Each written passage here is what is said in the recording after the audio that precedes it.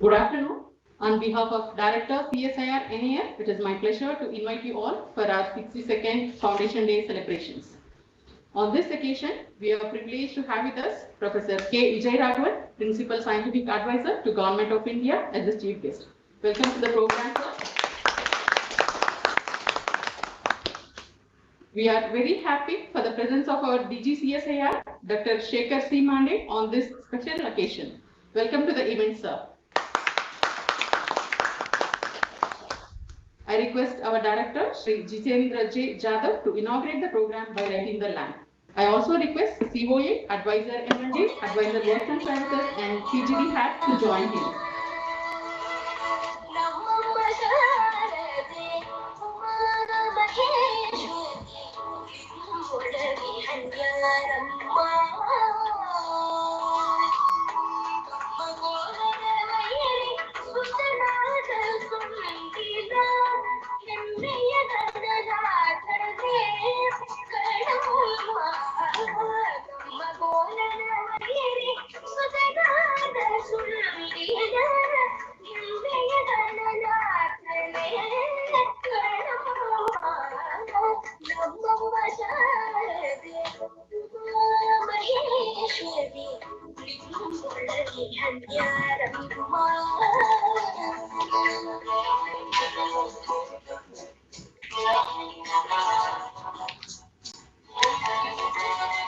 I now request our director to formally welcome the guests and the participants. Good afternoon to all. I welcome Professor Vijay Raghavan, Principal Scientific Advisor to the Government of India and Chairman Scientific Advisory Committee, and also with Dr. Shekhar Mande, Secretary DSIR and DGCSIR, and all my fellow colleagues of directors for this 62nd NAL Foundation Day celebration. Sir, we have a small clip of the NAL activities before we proceed to the program. So I request organizer to run the clip about the NAL activities and the achievements. Originally started as National Aero Research Laboratory in 1959, the lab was renamed as National Aeronautical Laboratory in 1960 and again rechristened as National Aerospace Laboratories in 1993 to reflect its major involvement in the Indian space program and its multidisciplinary activities in the aerospace domain. Neelakantan Trisonic Wind Tunnel has completed more than 50,000 blowdowns and continues its legacy. NAL has excellent facilities like fatigue test facility for failure analysis and accidental investigation of aircrafts, India's first parallel computer, computational and theoretical fluid dynamics, and many more. In 1993, NAL designed and built an acoustic test facility for testing satellites and launch vehicles. A number of unique structural test facilities for testing, vibration, aeroelasticity, and impact tests have been developed. CSIR NAL assured the era of civil aircraft development in the country. LCRA was built and had its maiden flight in the year 1987. The two-seater Hansa aircraft was built and had its maiden flight in February 1993. NAL designed and developed aerospace electronics for civil aircraft programs. It played a major role in developing composite parts for LCA Tejas project. Engineer in the Loop simulator was built by Flight Control Law team for LCA Tejas. SARAS made its maiden flight in May 2004. NAL also initiated innovative R&D project.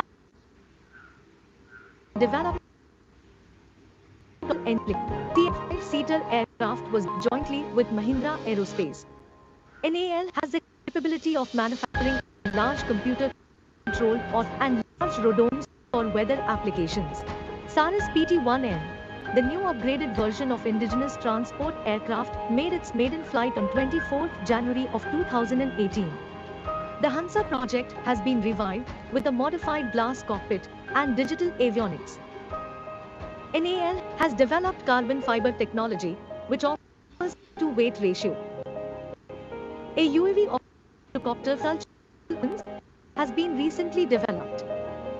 During the pandemic situation, NAL developed Swasthvayu, a low-cost, non-invasive BiPAP ventilator and PPE codes to assist the country in fight against COVID-19.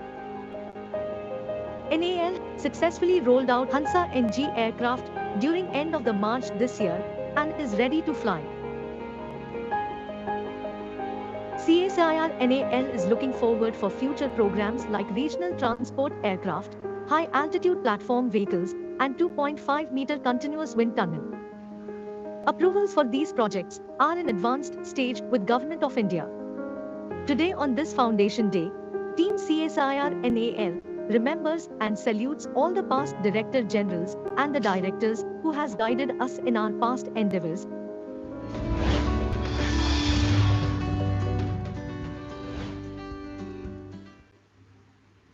So, thank you, sir. So, this was a small clip of our achievement. We have a long agenda. First, we have a technology lecture by Dr. L. Venkat Krishna, and then there is some award, e-awards and annual report. And then we have a much awaited Foundation Day lecture on engineering for the future by our chief guest, Professor Vijay Raghavan, and a presidential address by our great motivator, Dr. Shekhar Madde. Thank you very much, sir, and welcome once you all.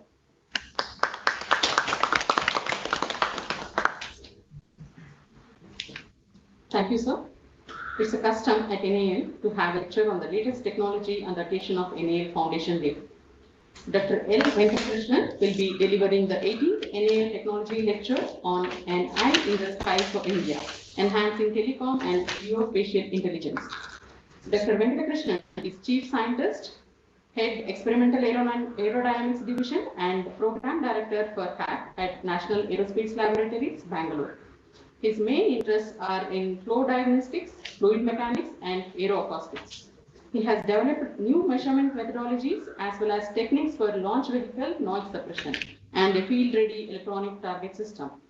He is a fellow of the Indian National Academy of Engineering, fellow of the Royal Aeronautical Society UK, associate fellow of the American Institute of Aeronautics and Astronautics, and has been awarded the Professor Satish Dhawan Award for Young Engineers in 2011, in addition to the Best Innovation Award from CSIR NAL in 2013. And on the editorial advisory board of this Springer Journal, Experiments in Fluids. Dr. Venkatrishnan, please.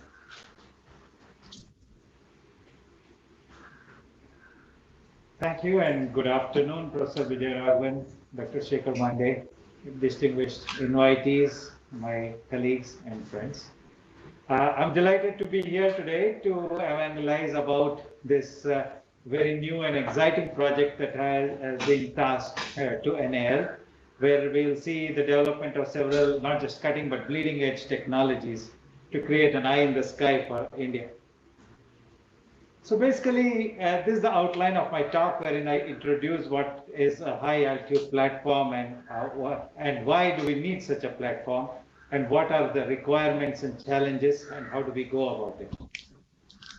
So in the beginning, permit me to do a bit of definitions. It's good in these gloomy times that we have everything which is on a positive note. We often hear of hale and hearty. This is hale and happy.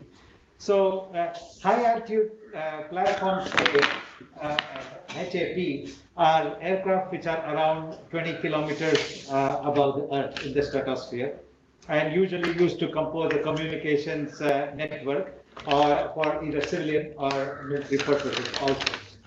Whereas a HALE or a high altitude long endurance vehicle has sometimes been used to label HAP incorrectly. They are usually conventional UAVs with a service ceiling of around 18 kilometers as exemplified by the Global Hawk, and majorly used for military applications. Currently, the expression high altitude platform has been adopted by the International Telecommunication Union and that is the most used. We will see further why do we need to fly so high. A high altitude platform plus payload is a high altitude pseudo satellite HAPS. So a bit of differentiation between a HALE and a HAPS. A HALE essentially does ISR, that's surveillance and reconnaissance of very large areas in potentially contested aerospace and regions pretty far from its operating base. This implies the aircraft has long-range capabilities, fast overfly, and in order to get data at such fast overfly has very complex mechanisms and instrumentation to get the data in a very fast and robust manner. A HAP also can be used to do ISR, but usually of border areas, close to the launch or operating base, and in uncontested airspace. It's not a military vehicle, as we shall see. It also has enormous benefits for Earth observation and disaster monitoring, a host of civilian applications, as we'll see. The key word here is persistence over a certain area. Endurance and persistence are what mark and distinguish HAP from a HALE. So do we have other options in the sky? Often people ask, why do we need a HAP after all? Do we have satellites? Well, if you want to look at a single location in space, there are geostationary satellites, which are always over a point. But we have to keep in mind that the latencies of the signals from these are pretty high, as you can see in the table here. And the resolution is correspondingly low, being so high up in the sky. There are, of course, the medium Earth orbit and low Earth orbit satellites, but as you can see, the time over the site in hours comes down significantly from always to a couple of hours to just minutes in terms of LEO satellites. And they still have a latency. So a solution for these, this problem is not for a replacement of these, but as something to fit directly in this hierarchical pyramid, and that is a HAPS, which, as you can see in the further slides, will very effectively cover a region with very great resolution. So there are many reasons why we need a HAP. One can be security, as is exemplified in the current times, and as is seen in this cartoon from the Daily Mail, which was showing Zephyr, which was the first ever HAPs to fly successfully, flying at around 70,000 feet, where you can do surveillance and tracking of terrorists, as it put it in the cartoon and the like. You can do reconnaissance, very useful for military applications, where you can do object detection, classification, and identification. And you can, of course, do battlefield communications, because you can have secure local communication just over a battle area with a HAPS. Of course, the civilian applications are far larger and far more impactful for many parts of society. There are huge advantages over terrestrial towers, for instance, because of the larger coverage area they get. They have advantage over the satellite communication because of the better path loss characteristics, as we have already seen in terms of latency. They have lower cost to deploy with the same coverage area as compared to a LEO satellite. You can have broadband services from HAPS to areas which are inaccessible or not covered by terrestrial towers. You can have, you can improve the tracking by the global navigation satellite system by having additional ranging stations and reference points, as seen in the bottom left image. It is also future ready. As we see, every 10 years, telecom undergoes a revolution. So we have had 1G, 2G, 3G, 4G, and now 5G with its pretty much unlimited promise of bandwidth. One of the key things is that 5G is not one, it's a collection of networking technologies. And one of them, for instance, as an example, is the millimeter wave. And this can provide a high-speed gigabit carrier-grade link from the HAP to the user level.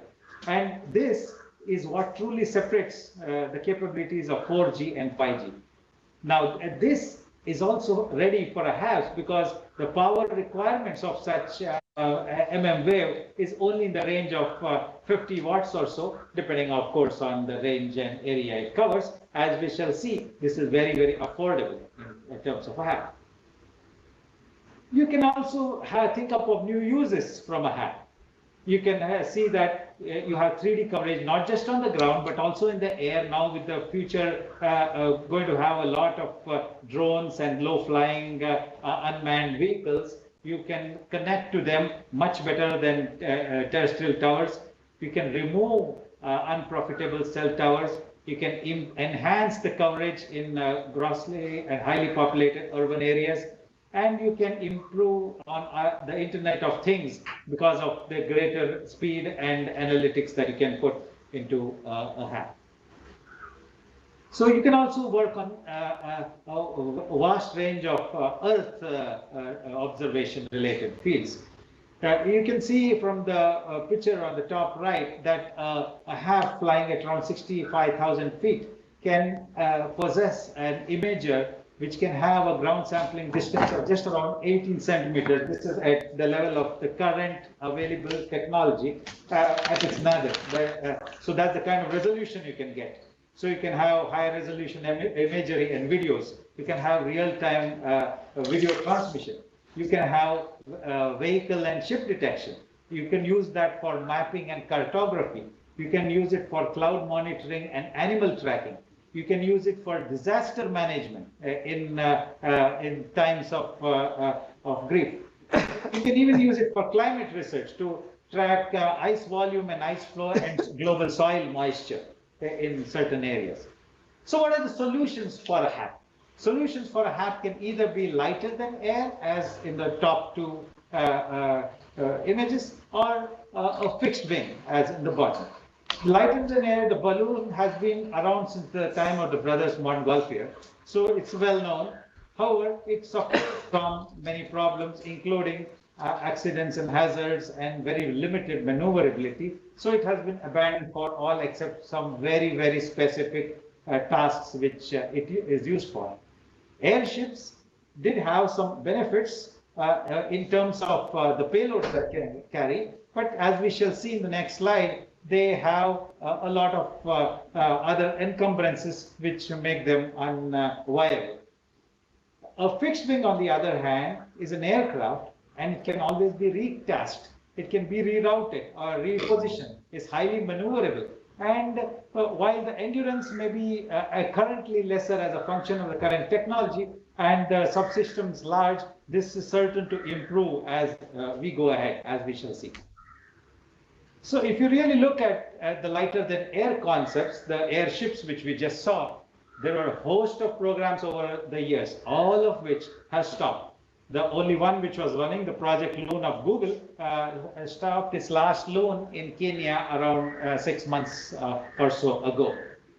And the reasons for this are majorly that while you can carry heavy payloads and power is not required to ascend, the fact that you're going to carry a significant amount of hydrogen, it's inflammable, or helium, very expensive and difficult to obtain, is one of the biggest minus points. Also, the large size means the power required to hold it and the momentum loss during maneuver becomes a constraint. The solar irradiance also is a factor because of the large curvature of the hull. So you can see at the bottom right a whole list of programs that have all been stopped or are in limbo. So we come next to the only viable alternative for this class of vehicles. That is the fixed wings vehicles. The top left shows the Helios, which has been around since 1993 as part of the NASA's ERAST programs. And this particular Helios, which was in 1996, was limited by the solar technology at that time. It was, in a sense, way ahead of its times. It was for climate research, but and also due to lack of understanding of aeroelastic,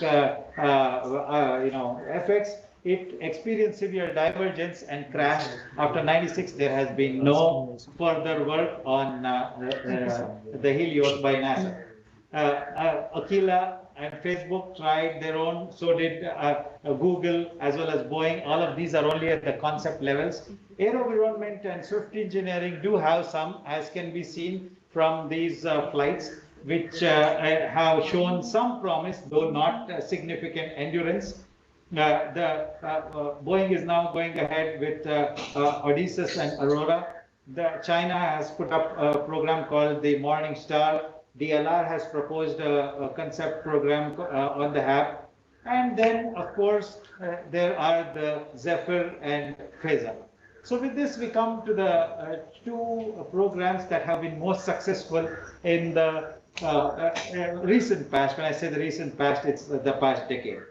On the left, you see the Zephyr of UK, now owned by Airbus. On the right, you see the Phaser 35 of Prismatic, now owned by BAE.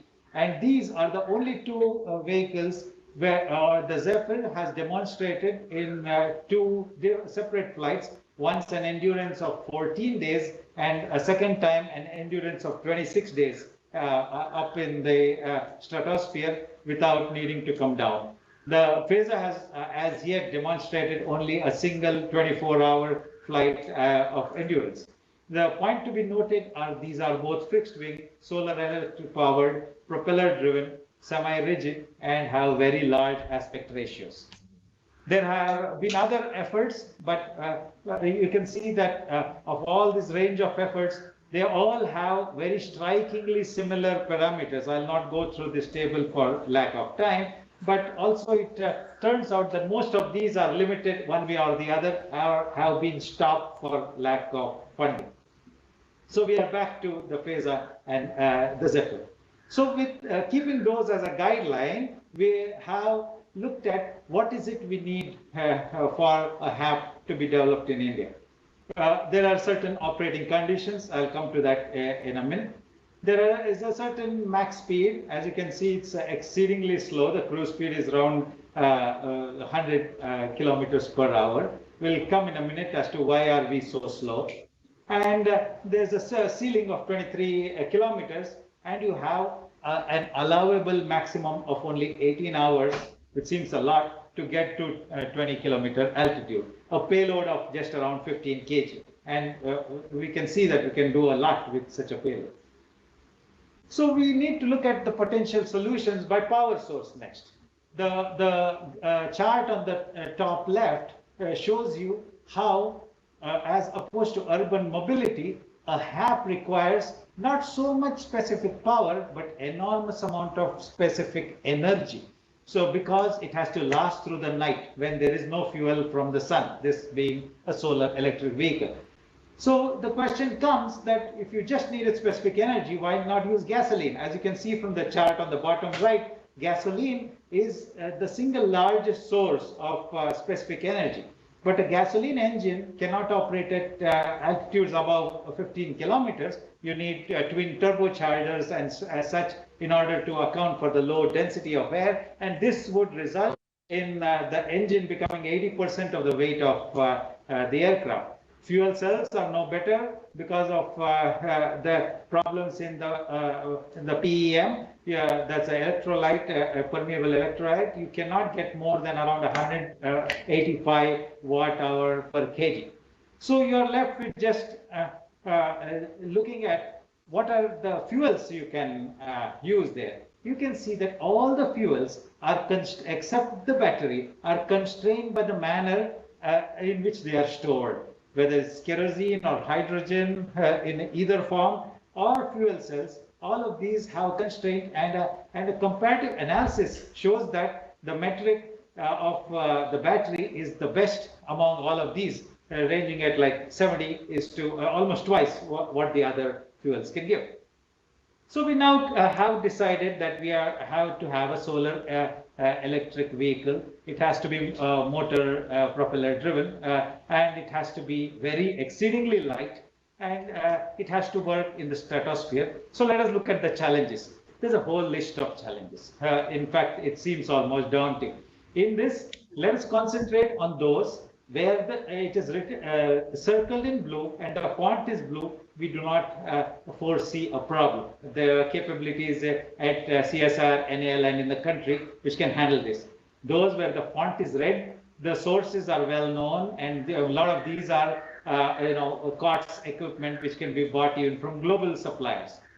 Where it is encircled in red are places where it is truly the bleeding edge of the technology, where the technology has to be developed, customized for this very vehicle, and there are barely one or two such capable vendors worldwide with whom we have to work.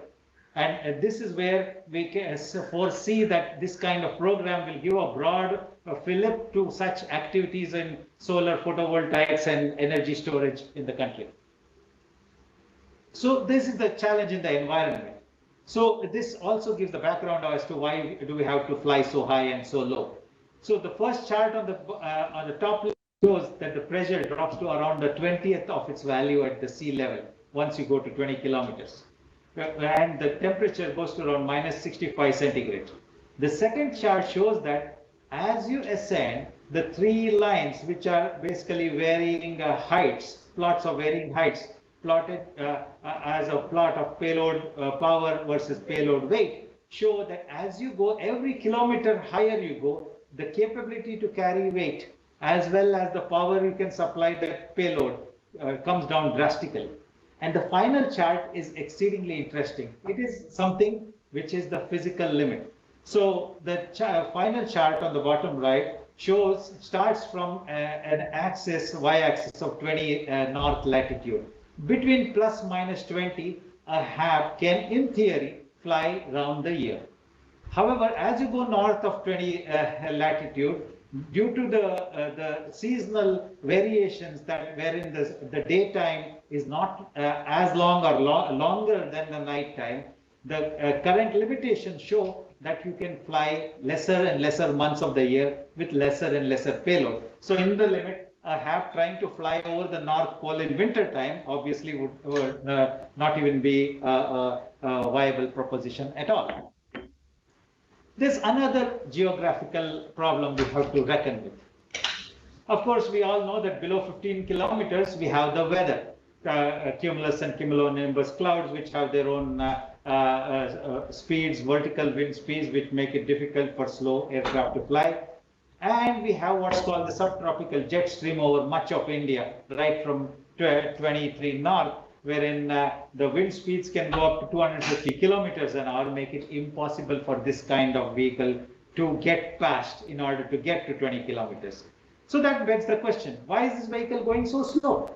Simply put, power goes as the cube of the velocity. So I want to fly as slow as possible. But lift, which keeps the aircraft in the air, is a function of the air density, the wing area, and the velocity. So since I cannot do anything about the air density, I need to, and the wing area there is a limit to it, I need to fly where there's a sweet spot. So the red curve shows how power required varies with height. So as you can see, there's a sweet spot marked by the green arrow, wherein you can see that there's a balance between the wind velocities in the atmosphere as well as the power required to fly. And this happens to be between 60 to 70,000 feet, which essentially is a soft limit for the kind of HAP we are thinking about. So once we've done that, we have to come to the nitty-gritty of how do you go about designing such an aircraft. We have to do a constraint analysis. We have to put in an atmosphere model, which is particular to us, an Indian reference atmosphere. We have to put in, of course, a solar model, which is unique and is universal to everywhere in the Earth. A day length model, which depends on the latitude you are flying. You have to put in your aircraft, the kind of aircraft you want to make and its parameters. You have to put in how much payload do you want to drive as well as fly with in terms of weight. You have to put in your subsystem efficiencies and how much power you have. And what do you get of all these? You get an aircraft configuration out of this constraint analysis. Note here that unlike a normal aircraft design, the fuel that is here, the solar, comes in a very, very big way into the aircraft design cycle, because essentially it is a balance between energy in having to always be more than the energy out at which you're flying. So once you have done that, you get an energy budget. And what you see in these three panels is that in the top panel, you can see that the altitude of a HAP, which is launched, say, early morning before sunrise, can go on climbing till 20 kilometers. I'm assuming favorable weather conditions. While the battery energy is shown in the bottommost panel goes on decreasing. At some time near sunrise, the solar power kicks in, and this supplements the energy stored on board the HAP. And eventually, the HAP has to climb higher than the targeted level, and at sundown, use that additional potential energy to keep itself always hovering about the targeted, say, 65,000 kilometers. Come sunrise, it will charge again, and the idea is this will go on forever in a perpetual cycle, limited, as we shall see, by the battery technology. So when we do that constraint analysis, we come across some shocking numbers. We find that the minimum battery weight required with the latest technologies accounts for nearly around 39 to 40% of the weight. And the structural weight accounts for just about 30%. And all the remaining subsystems have to squeeze themselves in within 30%. So is that possible? Well, you can see here the Zephyr here are seen in construction on the top right with the wing section, and the bottom where they are putting the mylar skin over that looks more like a butterfly wing. And speaking of that, the wing needs to be flexible, because it is seen that as flexibility improves, the reduction in mass is far more than the loss in lift obtained. And why do we want a flexible wing? We want a flexible wing because we want the wing area, as we said, to be as large as possible so that we can fly as slow as possible. The problem is that flying requires a lot of energy, and while it can be reduced by extending the wings, the air pushes the wings up in such a manner that beyond a certain length, the wing just breaks off. So this implies that you need to consider aeroelasticity and flexible wings. So this means you bring in new age materials, like what's put up here in this table here. You have to think up new ways of balancing the weights, span loading across the aircraft. And where do you store your batteries, as seen in the bottom right cartoon? So this doesn't stop there. Next, we come to the powertrain. The gearboxes were one of the reasons for failure of the NASA Helios and have since been eliminated from all such vehicles. We now have BLDCs, that's brushless DC motors. However, if you look at the base efficiencies of in the flow chart on the top right, we see that the loss between solar insolation to the propeller is nearly 89% because of all the percentage efficiencies we have to multiply throughout the train. So it means that our design has to be phenomenally efficient. So we have the propeller. The propeller has to take care of both the climbing performance as well as endurance at altitude. Being ultraweight, you cannot change the pitch or the blade angle of the propeller. It has to be a fixed blade angle. However, the performance at high altitude operation is in direct conflict with what is the kind of torque required at sea level. So you either have an inability to climb or an inefficient cruise. So the top right shows how the Reynolds number varies along the blade as a function of altitude. As you can see, it is dramatically different as we go up in altitude. These are conflicting constraints, and how do you get the max efficiency at all operating conditions? This is again a big challenge for aerodynamics. It comes to the source powering the propeller, that is these motors. These motors, if you look at the weight budget, you have to accommodate these motors in about 3 kgs. Both motors included. This motor has to supply the constant high torque requirement at sea level, climb for an extended duration, operate between plus 50 centigrade to minus 65 centigrade, be extremely lightweight, be exceedingly small so as not to create drag, and have very high specific power. So the kind of customization required and the design challenges here, the kind of rare earth materials required to get the permanent magnets in such a motor are exceedingly challenging. You then come to the source of conversion of the energy, the solar cells. While solar cells have been around for a very long time now, the solar cells we need are characterized by their sheer thinness, because the solar cell has to be laid on the wing without disturbing the shape of the wing, which is creating the lift. The bottom left shows the typical solar cell which array which would work in these cases, and it's only 40 micron thick, yet having 27% efficiencies. So the typical solar cell at max efficiency produces 23%, but what you need is a minimum from the constraint analysis we see of 25% to fly. So you have to look at what are called as triple junction gallium arsenide cells with a manufacturing technology called ELO, the epitaxial liftoff, in order to make such a thing, so that the whole cell with its bonding does not exceed 100 microns. Then comes the storage, the batteries. While batteries have been around since whatever, and right now the electric vehicles seem to be driving battery technology, your typical truck battery has 80 watt-hour kg. The Boeing Dreamliner lithium batteries have 150 watt-hour per kg.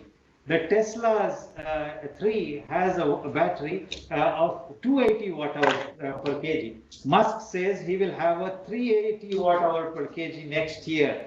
And what we need is a minimum of 430 watt-hour per kg.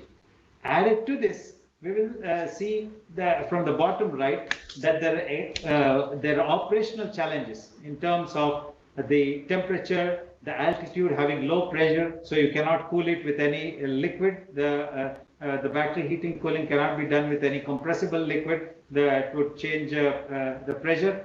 And you have a host of other contamination issues which make these kind of batteries exceedingly difficult to manufacture and maintain.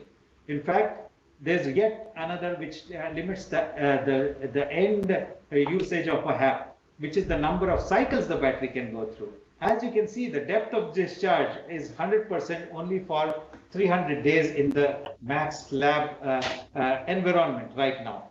And we need to push this to further and further number of cycles in order to get the idea of a persistently running HAP there always.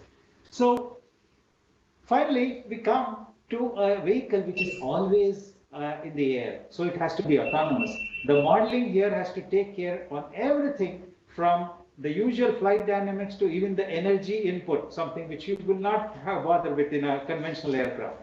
And it has to be taken into account all of these in the reckoning in order to create a successful system for it to be truly autonomous. Of course, this has to fit into a larger environment called a HAP architecture, in which you have to have all, not only the sensors and systems, but also the payloads that make it possible, the ground stations and telemetry to make it yield the maximum use of such a HAP. So as we can see, there are huge challenges ahead. To summarize, while UAVs operating above 15 kilometers have come to occupy increasing importance, the HAP fills an existing gap between current aerial vehicles and satellite technology. It opens up enormous business areas in addition to its obvious military applications. New advances favor and show good feasibility of the possibility of such a HAP, and this has the potential to create an ecosystem in India to fill those technology gaps, to give a push to such gaps. There are an enormous number of unresolved technical and procedural challenges, including certification, reliability, and flight in controlled airspace, which have to be addressed as we move forward. That's all I have. Thank you.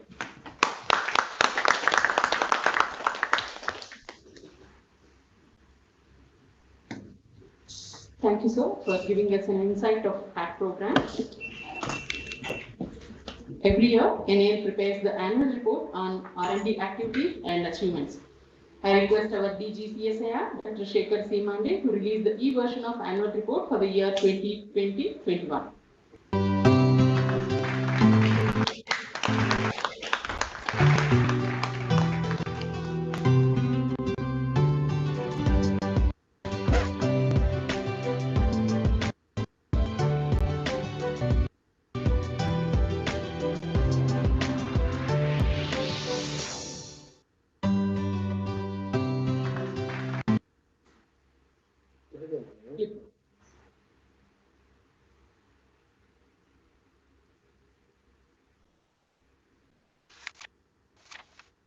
So I am proud to say, sir, this time NL has achieved 92.5 crores of ECF with the LRF of about 42 crore, and we have a direct orders of about 20 crores. So this time we have achieved about 100 crores in this year. I am very glad to say that, and we have about 5 awards and 7 technology transfers has happened. And thank you very much for releasing this annual report for this auspicious day. Thank you, sir. Thank you. Our next program is the announcement of NAL Foundation Day Awards. I request our COA, Srimati Mallika P. Kumar, to please coordinate the program.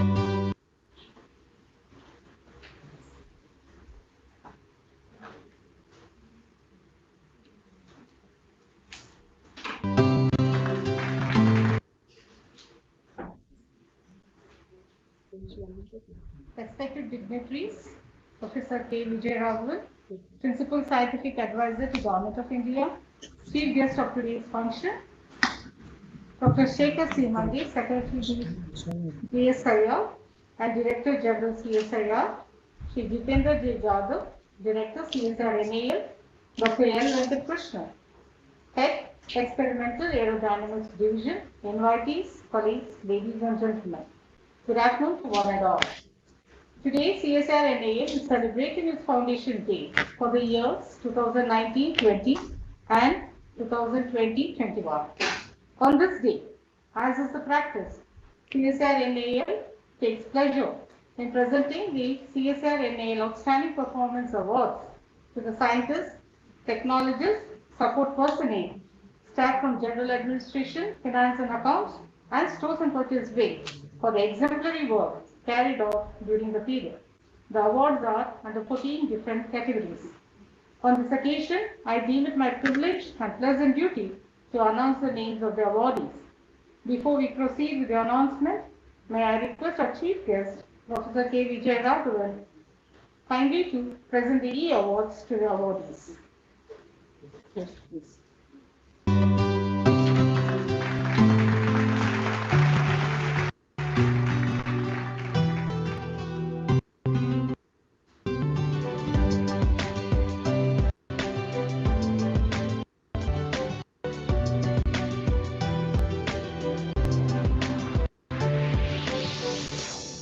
Thank you, sir.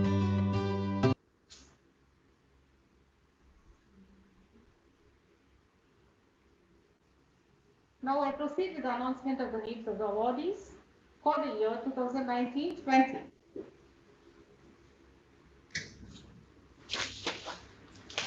Under the category of CSIR NAL Young Scientist Awards, this award goes to Dr. G. Muthuselvan, Senior Scientist of Propulsion Division, for his excellent work on research and development of air-enriched combustion technology for small gas turbine engine applications.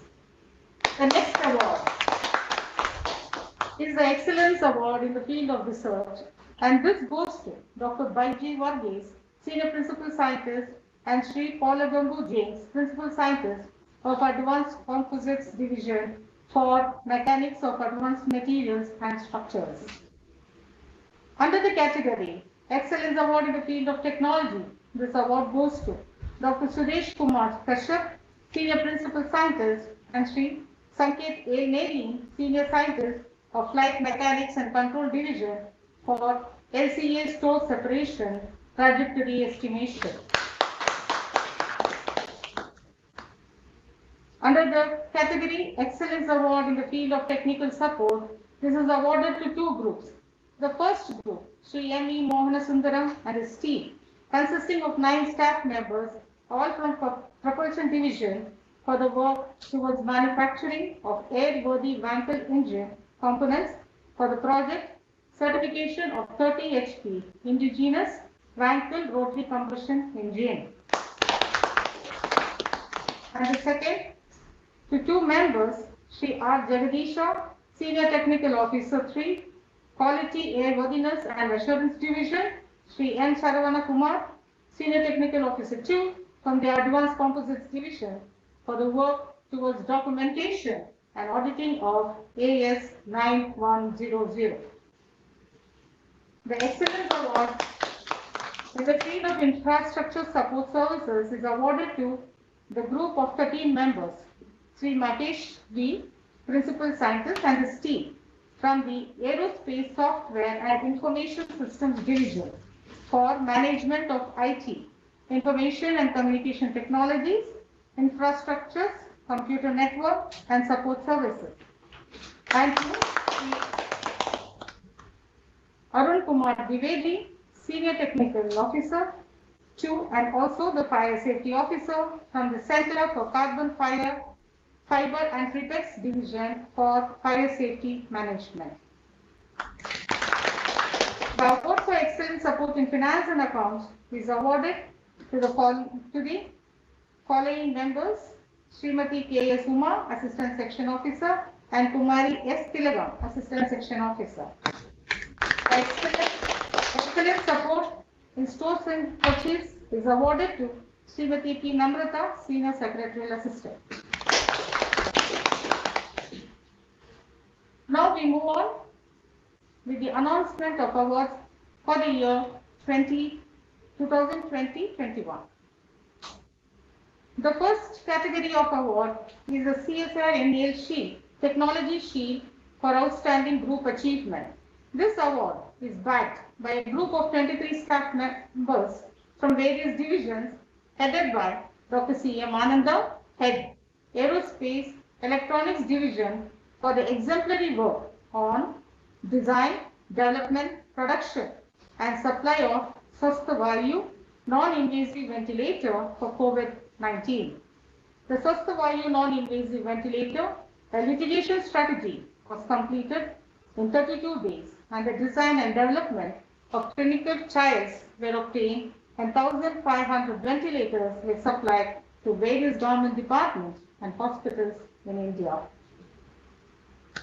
The award for CSIR NAL Young Scientist of the year 2020-21 goes to Sri Sahil Bansal, Senior Scientist from the Rodam Narsimha Civil Aircraft Center Division for development of MATLAB based aircraft performance module for SARAS Mark II, including MORA analysis.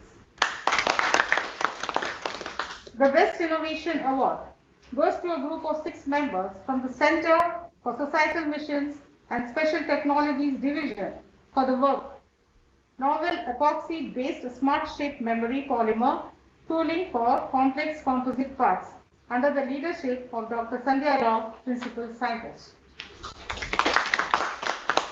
The Excellence Award in the research field is awarded to 2 groups.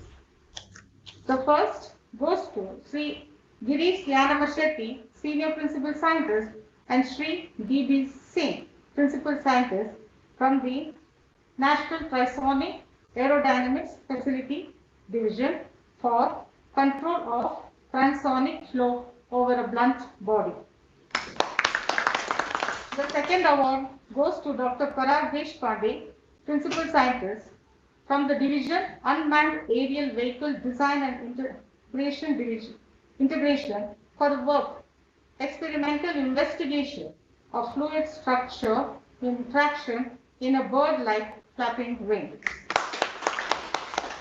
The Excellence Award in the field of technology is awarded to Dr. Amit Kumar Ompar, Principal Scientist, and Sri A. Arun Kumar, Principal Scientist, both from the Structural Technologies Division for the work on development of robust flutter prediction techniques for aircraft in the presence of uncertainty.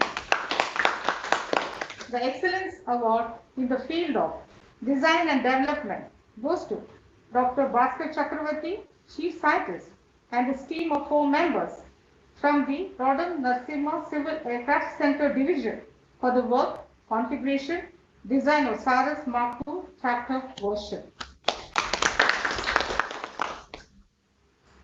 The Excellence Award in the field of project execution is awarded to Dr. Prasenjit Ghosh, scientist, and his 2-member team from the Center for Carbon Fiber and Pretext Division for the work carbon fiber projects for strategic and defense sector. The Excellence Award in the field of technical support is awarded to Sri Sandil Murugan M, Senior Technical Officer, and Ms. Akila S. Kaushik, Technical Assistant, from the Center for Societal Missions and Special Technologies Division for design, development, installation, commissioning of dual zone hot bonder for composite repair at HAL. The product and the technology has been transferred to HAL. The Excellence Award in the field of technical skill support is awarded to Sri P. Madhu Babu, Technician, from the Advanced Composites Division for inspection of clean room, aircraft tools and assemblies for light combat aircraft, Tejas and Hansa NG project.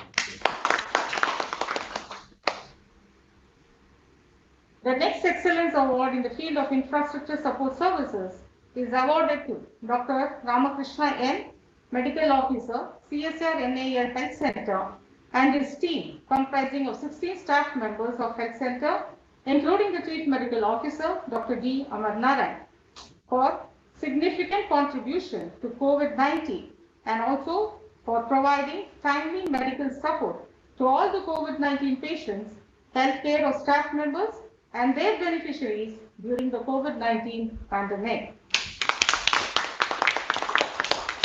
The Award for Excellence Support in General Administration is awarded to Sri D. Mayura, Section Officer with additional charge as Security Officer, Sri P. K. Raghunath, Security Assistant and in charge of Neelakantan Wind Tunnel Center Security, Velu Campus of CSR NAL, and Sri Murlidhar Jha, Security Assistant and in charge, Kodimati Security, for services for maintaining strict security measures with proper checking of the movement of staff members during the COVID-19 pandemic and lockdown period. Also to take on record the excellent services rendered by Sri D. Mayura, Section Officer and Security Officer with additional charge, and Sri Raman Kumar, Stores and Purchase Officer, for having toiled day and night to provide hospitalization facilities for the CSR and their staff members and their families who were down with coronavirus by interacting with the BBMP officials and external agencies, thereby have saved many lives. A special mention of appreciation goes to Mrs. Vimala Srinivasan, Private Secretary, Office of the Controller of Administration, for her excellent support and effort and contribution towards organizing the vaccination drive at CSR NAL for 1,000 employees, and also for the help and support rendered to conduct the CRISPR test once in 15 days along with the Chief Medical Officer. The next award in General Administration goes to Mr. Kondapalli Srinivas Rao, Assistant Section Officer, Mr. N.P. Sanji, Senior Secretarial Assistant, and Mr. K. Somashekara, Lab Assistant from the Director's Secretary for excellent support services to various divisions and for coordinating with external agencies during the COVID-19 pandemic and the lockdown period.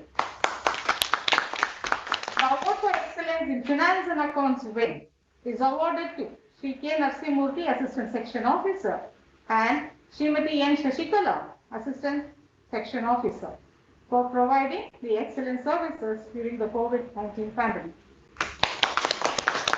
The Award for Excellence in Stores and Purchase is awarded to Sri Damodar Rao Sindhia, Junior Secretarial Assistant, and Sri V. Ravichandra, Lab Assistant, for providing excellent support again during the COVID-19 pandemic.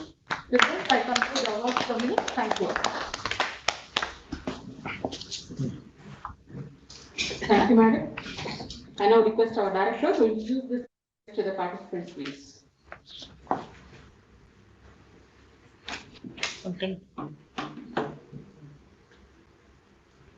So, good afternoon once again, and it is my great honor to once again welcome Professor K. Vijay Raghavan, Principal Scientific Advisor to the Government of India.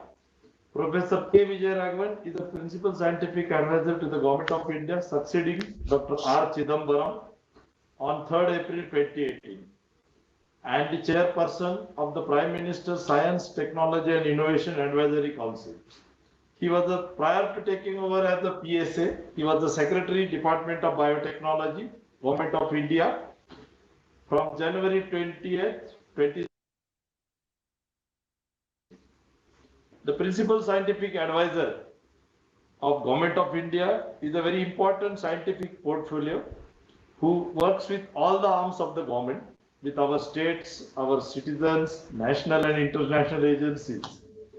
The goal is that the benefit of science and technology and innovation solution reach the most needy for the sustainable development of India and for the well-being of our planet.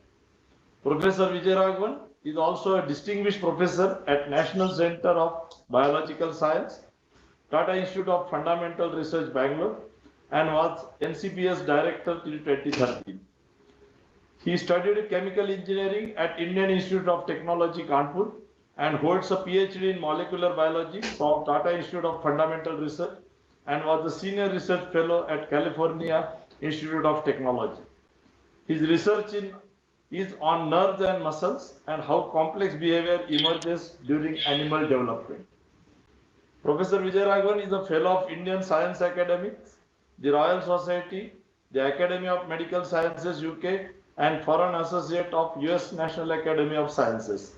He was awarded the Padma Shri by Government of India in 2013. Today we have such a towering distinguished scientist to address us on the occasion of 62nd Foundation Day lecture. Floor is yours, sir. Thank you very much. Thank you very much, Dr. Jawad, for that very generous introduction. You've taken up most of my time with the introduction, so I'll have to be very brief now. But it's really a pleasure to be here. And it was actually very, very good that I had the opportunity to log on early and listen to Dr. Venkatakrishna's talk. It was absolutely stimulating and really points to the directions which we need to take going ahead.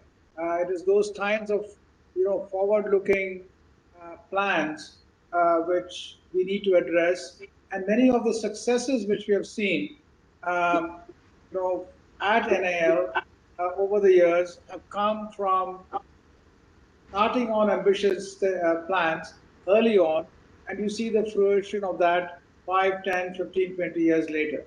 So it's always good to take immediate ideas to completion, those technologies which are already available into implementation, but also start on projects which have a long gestation period. And indeed, that really is the theme of my my talk today. And I will not use PowerPoints for my talk, but I will just go through that because I think, in many ways, I really, again, I'd like to stress that I enjoyed Dr. Venkatakrishna's talk. And, if I now get into a PowerPoint, display, it takes away from that wonderful intellectual meal which we just had. Now, what the theme of my talk is really about engineering for the future. And the point I'd like to make is a very simple one. In our engineering, during the last 100, 150, 200 years, we have largely looked at an approach which is geared towards effectively, and this metaphor has been used by many, to effectively taming nature. How can we understand nature's engineering, the ups and downs of natural, waves such as weather, climatic changes, the requirements for mining, and so on and so forth. How can we, tame nature through engineering to get the maximum for humanity?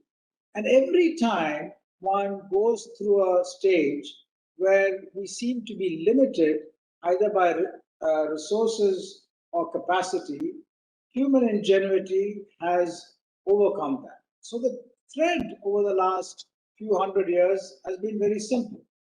We will overcome, we will, with human ingenuity, quote unquote, conquer nature. That has resulted in a kind of development where we have put ourselves as both adversarial to nature, and sometimes that is understandable. But in other contexts, what the result has been is that we have slowly and steadily, because of our increasing domination over the planet, we have a situation now that not only have we managed to survive on this planet, but we are now effectively the stewards of this planet. We are controlling climate on the planet, biodiversity, the environment in such a manner that the responsibility going ahead of our engineering is to look after the planet and not just to survive and make economic growth and other kinds of resources from the planet. So that is the theme of my talk today. How can we change our engineering approach going forward? Now, let us look at 2050. And historians of the future have warned us of the dark paths which we've taken now. There are many, I call them historians of the future, there are many people who talk to us today and tell us, like I've just told you, that we have created a planet which is on the precipice of different kinds of dangers. And they talk to us about the dark paths which have taken. And they say that, while over time nature's dice keeps rolling, we have loaded the dice in our favor so that we gain by every change over time. And that the result of that is we have become all powerful. So with luck and ingenuity, we have not only understood nature's engineering, but we have engineered nature, and the mysteries of Prithvi, Jal, Vayu, Akash, and Agni are seemingly ours only to understand and use. And this has been, as I said, this attitude. Now, in this landscape, a new and mighty power has emerged, and that is developed and controlled by a few. And this really relates to the access and use of data in a big way. And the question which all of us ask for the planet is, will this kind of access and these kinds of technologies take us into a better future or to a more dystopian future? So that really is the question. Now, to understand where this question is coming from and what the answers are, we need to do two things. We need to understand where we as humans came from and how we as humans control the planet.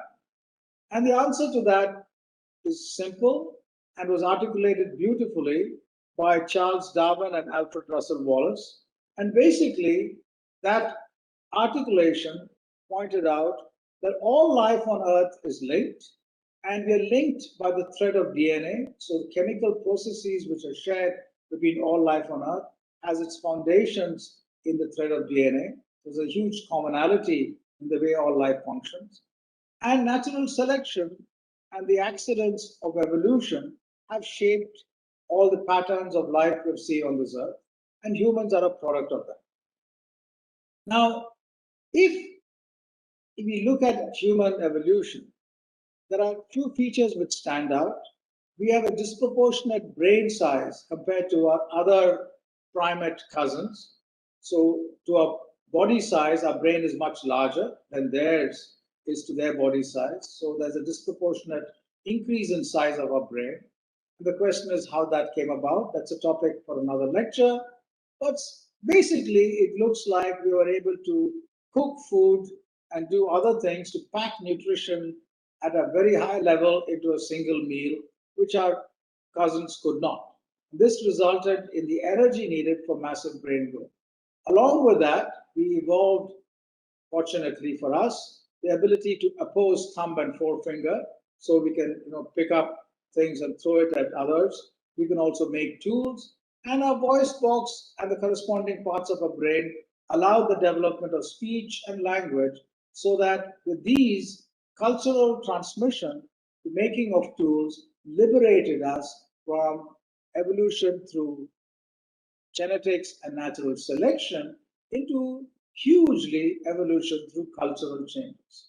So the result of this has been that if you look at IQ changes normalized for social and economic context over the last 100 years, it has gone up enormously.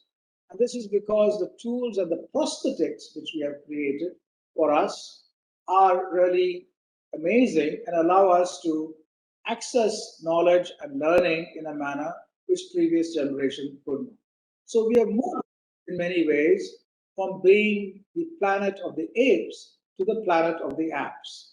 Today's children, adults use prosthetics like computers, phones in a manner like never before. And this has resulted in the growth also of what I briefly alluded to earlier of artificial intelligence and its dominant role. Now, if you look at the Earth now and ask what it will be like 30 years from now, around 2050, then we have to ask in this context, how can we shape it? Now, the Earth was born about 4.5 billion years ago, and as I said, life has a common thread on Earth, and life came about, really about a billion years after the Earth was born. And there have been dramatic changes which take place in huge leaps. There have been also great catastrophes on Earth which have caused major extinctions. Now, if you look at if you ask what we are going to be like in 2050, there are four broad aspects which we therefore have to deal with. One is principle and most important, humans. Where are we going to be in 2050? What are we going to do? And the rest are about what we need to do about three other matters, and those are climate, biodiversity, and the environment. And we have made huge changes in all of this. Now, if you go to the big four companies like PricewaterhouseCoopers, McKinsey, and so on and so forth, and ask them what will be the state of the economy in 2050, they will give you one kind of an answer. And typically that answer centers on how emerging economies will dominate the planet, what they need to do, what is regulation, and so on. They rarely look at those factors which I mentioned, which are climate, biodiversity, and the environment. And the reason for that is simple.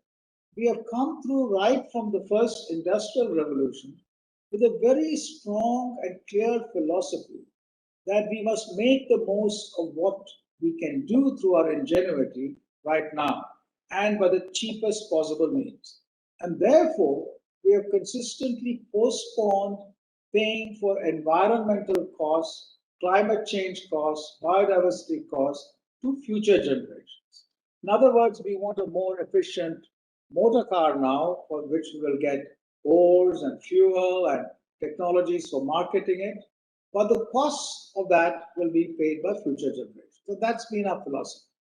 The result of that philosophy gives a very different view of 2050 than what these big four and others will say. If you look at temperature shifts going on to 2050, the world is going to be much, much warmer. If you look at a blue world heat map of, let's say, 50 or 100 years ago, the heat map in 2050 will largely be a yellow world in the seas, much warmer, and a red or near red world on land. So we are really cooking the world very rapidly. Similarly, if you look at greenhouse gas emissions, and we look at the assessment of representative concentration pathways, you can look at the most extreme to the least extreme, and even with the least extreme, we are going to go through a significant, modest increase and flattening in the least extreme. So we're already very high, and other scenarios would paint a much more worrisome situation. Sea level rising sea levels is again going to be important. Technology has given us really extraordinary ways of measuring sea level across the planet.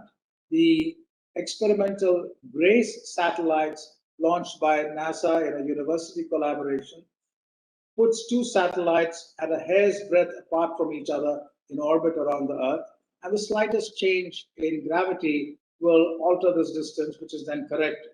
So this allows measurement of changes in sea level, melting ice, and so on and so forth very precisely. And that shows that we are in serious trouble again as far as sea level rises go. Antarctic and Arctic ice melting are going to be serious problems. Now, this is not just a problem in those regions, but those meltings will change weather and climatic patterns substantially, ocean currents, and they will have runaway effects all over.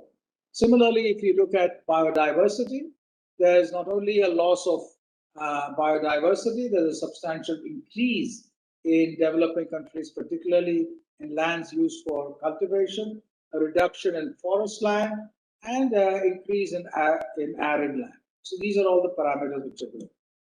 And finally, in terms of climate, if you look at the Himalayas, which are effectively a third pole, the changes in temperature in the Himalayas, the deforestation, have resulted in enormous consequences, not just downstream in terms of landslides, other kinds of bursts of lakes, and downstream changes in flood patterns and floodplain erosion and so on. But this is going to have again an enormous impact as a consequence of these kinds of changes on the climate and warming all over the world. Now, these historians of the future I alluded to are people who use this kind of data to predict the future. The most notable amongst them was many years ago, Malthus, who suggested that population growth will affect the poorer people most, and there will be huge consequences of disease and poverty-related deaths, which will affect this growing population. Paul Ehrlich also proposed global catastrophes due to the population bomb, as did the Club of Rome. The International Panel on Climate Change again has predicted very grim scenarios. Against all this, there are people who, such as Hans Rosling, who died about a year and a half ago or two. Rosling says that, look, all this is there, but there are dramatic changes taking place which are going to mitigate this, and the future is actually not as bad. Population growth is declining, education is increasing, wealth is increasing. So we are on track to addressing all these problems which have been raised, and we can address them. Now, what is the future of engineering in this context? Remember that we can learn about the future. We cannot predict it, but we can learn about the future by looking at certain key instances in the past. One instance is about the domestication of agriculture. As agriculture was domesticated, as animals were domesticated, humans' desire to have more and more food increased. That was availability of food was limiting for both population growth and the expansion of human ideas through industry. So fertilizer became very important as soil erosion came about, and humans then, particularly in Europe, went to sites where huge number of birds used to nest, such as in South America and in China, and took guano, bird droppings, and brought them back to their lands for fertilizers. When Europe started running out of guano, they then took to getting nitrite from the nitrite mines and using that as fertilizers. And when that started running out, there was serious trouble. Around the time, there were people, particularly in Germany, trying to see whether they could capture nitrogen from the atmosphere and use that to make ammonia and thereby fertilizers. So the Haber-Bosch process was invented, which completely transformed the availability of food. And today, half the nitrogen in your body and mine and in everyone here comes from the Haber-Bosch process, i.e. from fertilizers. So this has completely changed the way human populations grew. If we didn't have fertilizers and we didn't have something like the Haber-Bosch process, we would have had food as being limiting, and our population and the way the world is today would have been very, very different. Similarly, the explosion on July 16, 1945, at the Trinity site in New Mexico is an example of what dramatic changes technology brought about. That atomic bomb left traces which we can still see today, and people say that that is the start of the Anthropocene, but that also heralded the use of technologies in multiple ways, leading on to multiple industrial revolutions which completely transformed the world. Now, what is this nature of this technology and how can we address that? The examples of all these technologies and what their consequences are has been really well studied by economists more recently. And, basically this matter, as I said earlier, relates to who pays the costs of our growth now? Do we pay for it now or do we pay for it later? That is, future generations, do they pay for it? So Partha Dasgupta, an economist in Cambridge, he pointed out that the chainsaw is one of the most extraordinary engineering inventions. It allows the cutting of wood on a scale as never before. And therefore, it took days for someone to fell a tree, and now it can be done in minutes. And forests can be felled on large scale. So it is extraordinarily transformative and changed the economy of many countries in terms of shipbuilding, home building, and so on and so forth. But the costs of the chainsaw were paid for by future generations.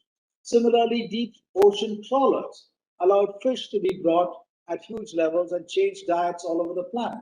But the cost of ravaging the ocean is paid by future generations. So these are the kinds of challenges which we face. Now today, having faced those, having created those kinds of consequences, we need to see how we can go forward in terms of what are the dangers which we face and how can we deal with it. And here engineering of the future will come in extraordinarily important. Typically, for example, we view climate change as something which will result in floods, as we're seeing in Germany now, or we will see rising sea levels and so on and so forth.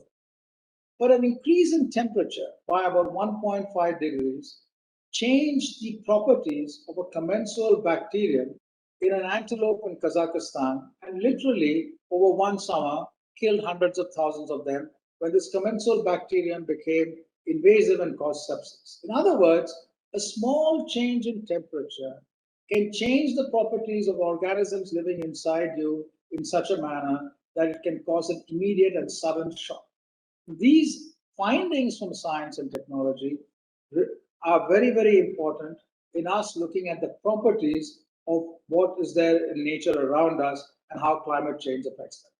Amongst the kinds of consequences, again, are the changes in plants as temperatures rise. High altitude plants behave in different ways. Low altitude plants behave in different ways. The complete few thousands of years of plant domestication is going to be turned upside down because of modest changes in temperature.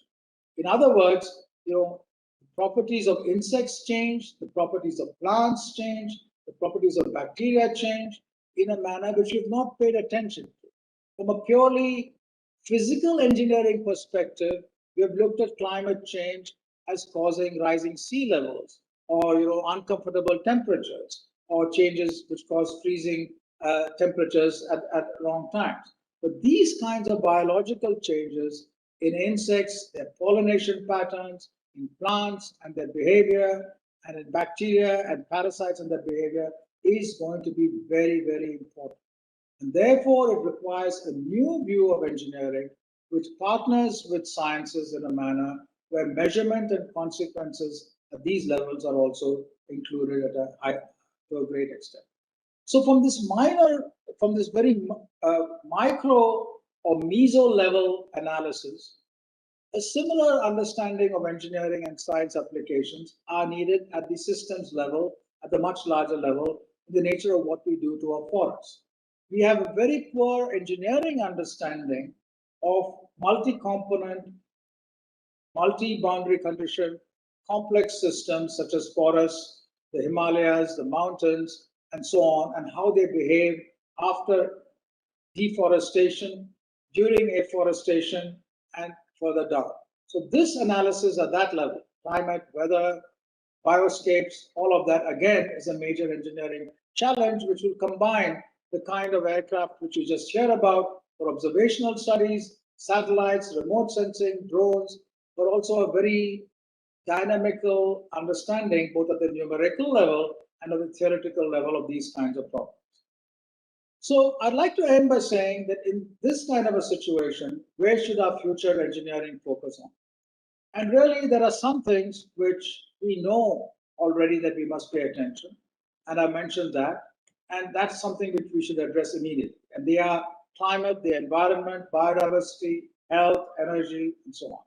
And these are what I've mentioned in multiple talks. These are the known knowns. These are the things we must do.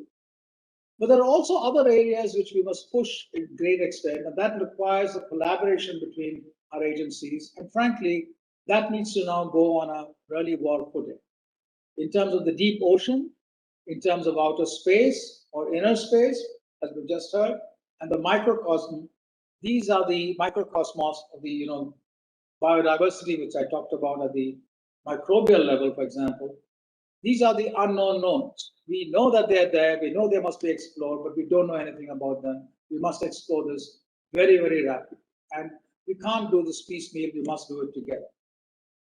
Then there are other unknowns which we need to explore. We know very, very little about. We just sort of know that they exist, but we know nothing about them in terms of the way they function. And these are very high-level concepts. We know a lot of phenomenology about the brain and how it functions. We know a lot of phenomenology about the origins of life, how potentially it could have arisen. We know in mathematics that there are many unsolved problems of huge complexity or depth. And these are the kinds of problems: the brain, the origin of life, the solution to the Navier-Stokes equation. All these are very important problems because they give you future capability to solve other major kinds of things. And finally, there are problems which we don't know what those problems are, and therefore we don't know how to approach them. These are what are famously called the unknown unknowns. What do we do about that?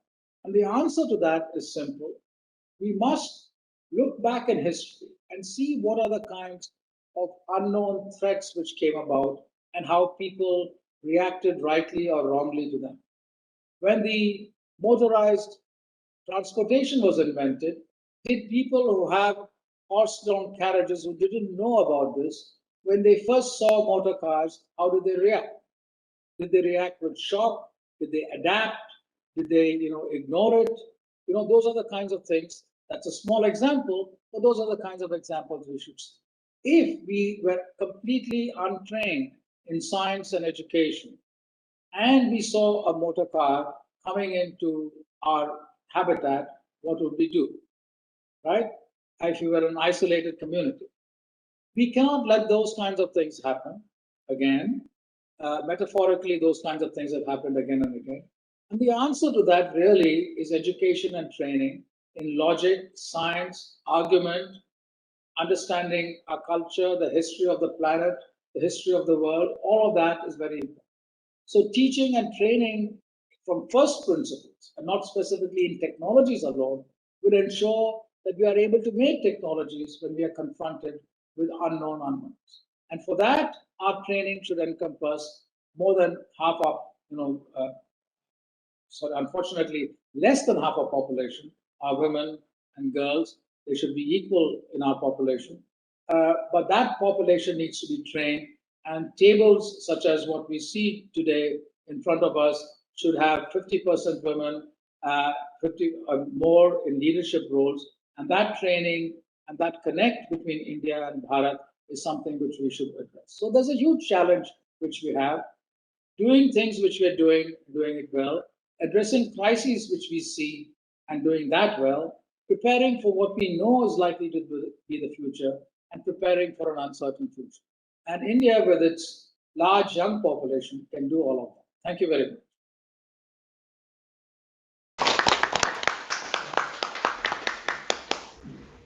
Thank you, sir, for your wonderful speech covering all the areas of engineering from agriculture to aerospace. Thank you once again. May I now request our DG CSIR, Dr. Shekhar C. Mande, to deliver the presidential address, please. Thank you very much. I believe that the principal scientific advisor has another engagement and he has to leave. So thank you, Vijay, for your very stimulating talk, and thank you for being with us on this particular occasion. You can leave if you wish to. Thank you very much, Shekhar. Thank you all very much. And I'm sorry I have to leave, but it's been really wonderful to be here today with all of you, and hopefully next time in person. Thank you. Thank you. Thank you. So Dr. Jadhav and all our colleagues in NAL, it's a great pleasure for me to be able to be present on your Foundation Day, 62nd Foundation Day.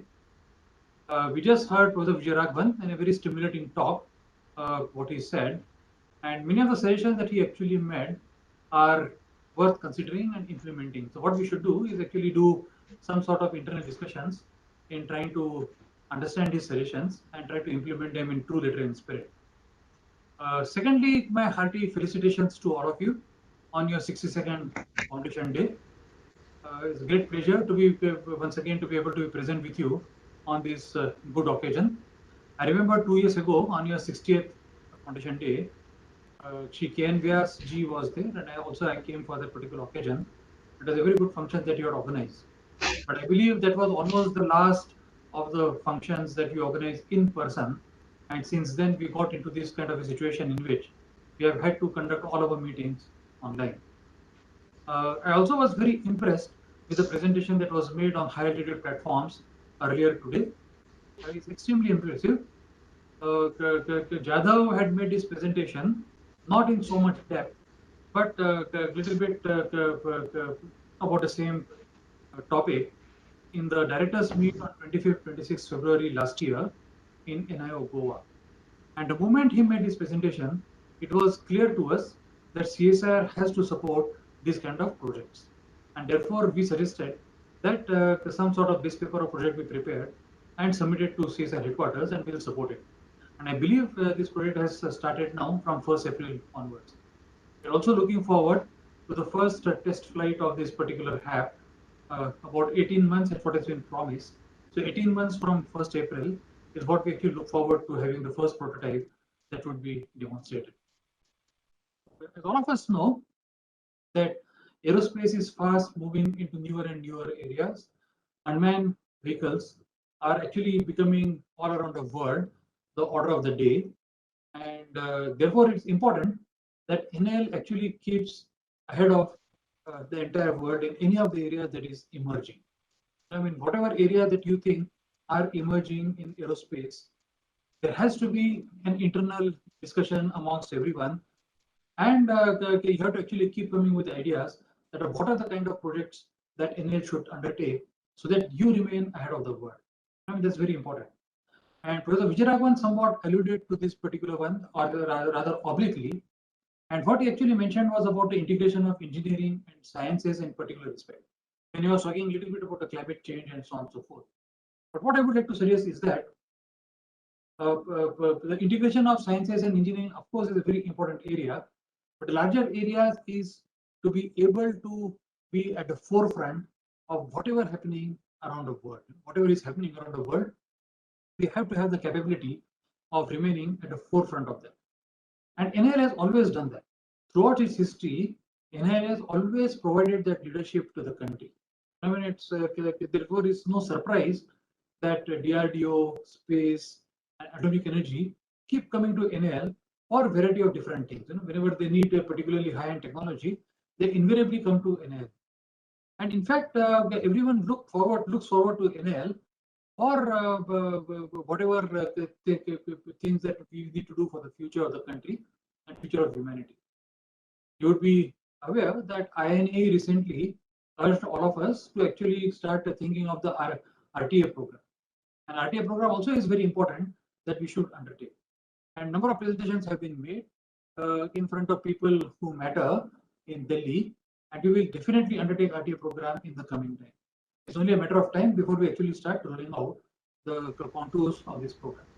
So the HABs, the RTAs, the UAVs of different kind, all of it are very important. And if possible, their integration with other disciplines, as what Professor Vijayaraghavan said. For example, just an example, UAVs for actually agriculture, and try to understand whether we can implement precision agriculture with the help of UAVs or something. So specialized sensors on UAVs which can actually measure either the soil conditions or the atmospheric conditions which are conducive for better growth of plants and agricultural products and so on. So some of these things actually we have to continuously think about, and this kind of ideas can only come through internal discussions. So what I would like to urge the director is to continuously have different groups thinking about the future of different technologies that are coming up in the aerospace field. And this particular group, what you may wish to call a strategic group or whatever, or a think tank of NAL, should continuously keep telling us that what is that we need to do so that we remain at the forefront of everything in aerospace spectrum. Once again, my felicitations to all of you. You have always done well over your history of about 62, 63 years, and I'm very confident that you will continue to do well in the coming time as well. All the best to all of you. Thank you very much. Thank you very much, sir, for your presence today and also for your constant support to NAL. Thank you. I now request Dr. M. Manju Prasad, Advisor Works and Service, and Head KTMD to propose the vote of thanks.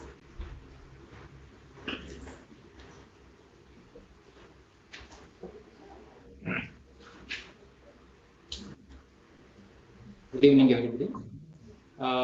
First of all, I would like to wish all my colleagues very happy 62nd NAL Foundation Day celebrations.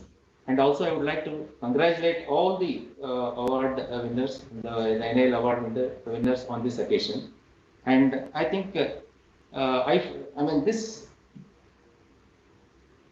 we had the rare privilege of having Shri Professor K. Vijayaraghavan, Principal Scientific Advisor to Government of India, as our chief guest for this happy occasion. And we were very fortunate to listen to him. In fact, he took us from the, a sort of engineering from the age of apes to the age of apps and to the future. That is, he was talking about 2050. His coverage was excellent. In fact, he was talking about the effect of, changes in the environment, the effect of that on the biological life, and how the engineers can cope up to deal with the various challenges that are coming up. And he also, we would like to thank Professor Vijayaraghavan for having spent his time with us in spite of his busy schedule, and also for having awarded all our awardees, although it was in a virtual mode, with the Foundation Day Awards. Thank you, sir. I would like to thank our Director General, Dr. Shekhar Mande, for having agreed to participate in this function and for having delivered the presidential address, and also for having released our annual report for the year 2021. So thank you very much, sir. I would like to thank Dr. L. Venkatakrishnan. He in fact took us into the new world of HAB, and starting from the basics to the advanced, and ultimately what is that we are going to look from the kind of a project they have taken up at NAL. And it was a really interesting talk. Thank you very much, Venkat. Thank you very much. I would like to thank our COA, Mrs. Malika Kumar, for having announced all the NAL Foundation Day Awards, and for her whole team for having put in all the required efforts to finally, arrive at the final list of the awards for both the 2 years. In fact, we had the NAL awards distributed for 2 years, and it was a Herculean task, and would like to thank her team. So a function like this cannot just become success unless we have participation from various divisions. In fact, I would like to thank the HODs of all the divisions for having given us the required material for bringing out our annual report well in time. And also I would like to thank all the invitees, both in the WebEx mode as well as the webcast mode, for having joined us on this happy occasion. I would like to thank our all the team members from KTMD, from ASISD, and all other divisions who have either directly or indirectly contributed for making this program a successful one. Also, I would like to thank our Director's Office and also the HLS and all other service divisions, without whose services this function could not have been held. Also, I would like to thank all the invitees once again, and thank you very much.